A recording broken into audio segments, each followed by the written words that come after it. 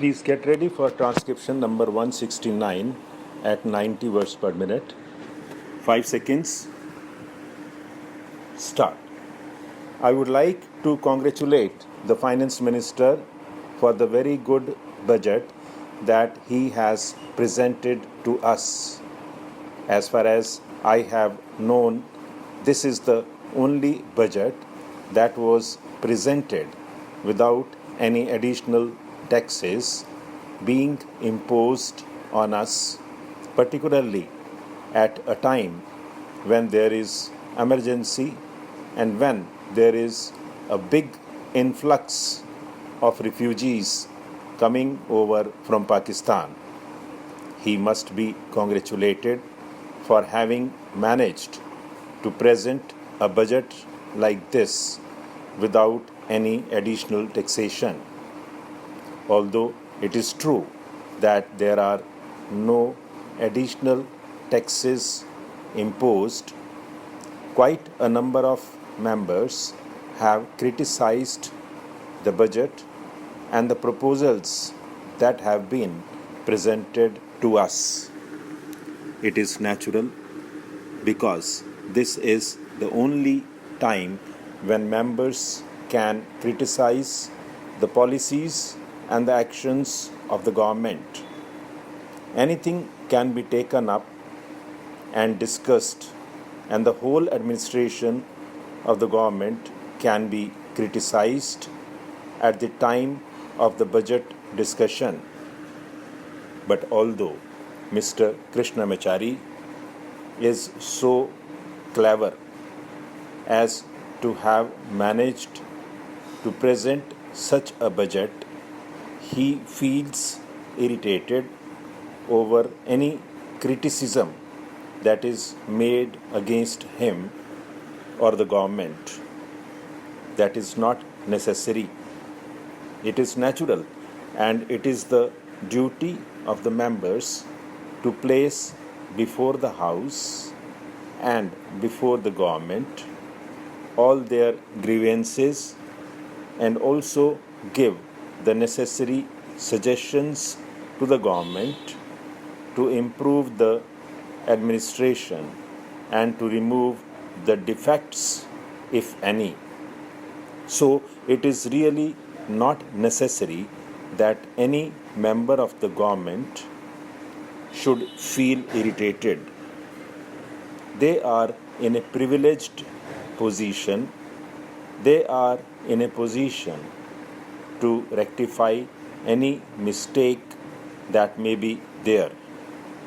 So they must take this criticism in a sporting way and consider it an opportunity for them to know the mind of the public and welcome such a criticism.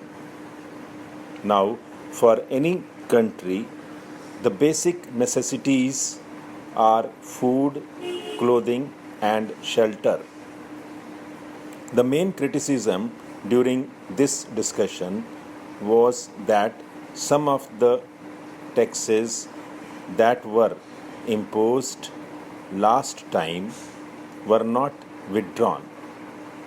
Generally, such a thing is not done. It is true that even ordinary people, the poorer sections of the community, have to pay heavy by way of indirect taxes, and it is quite a hardship on them.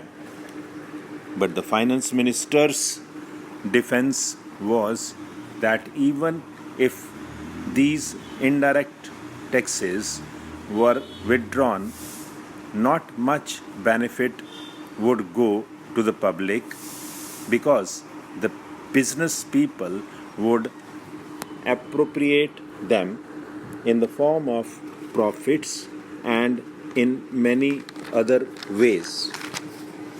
We are willing to pay any number of taxes because, after all, people will have to pay to the government to carry on the administration and to face any problem that the country has to face.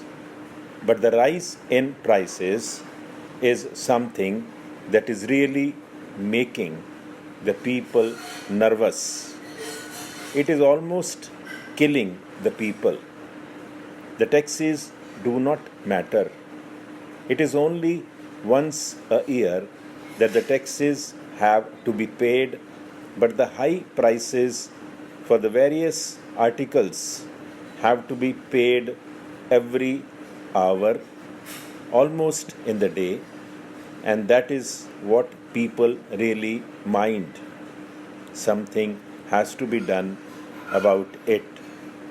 Some sort of reply was given, but it was not convincing.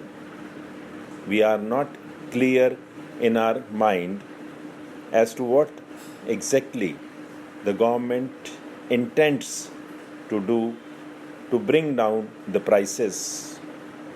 This is the most important thing, and this is the only thing that a greater section of the people is interested in. They would really be happy if something is done about it.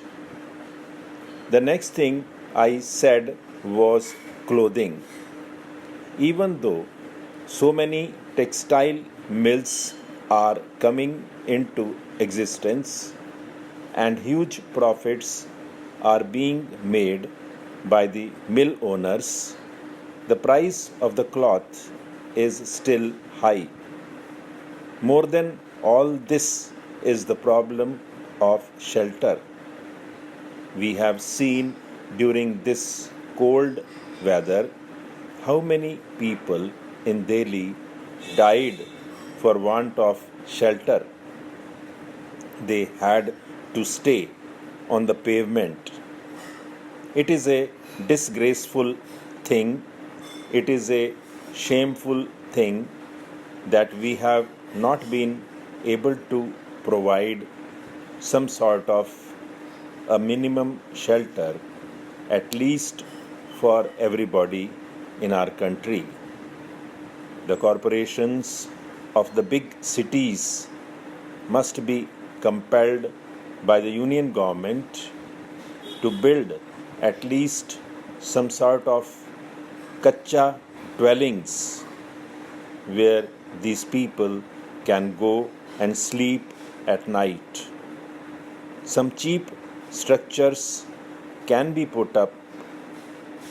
We find from the papers that the government are thinking of providing loans for building houses or for purchase of land for construction of buildings and all that.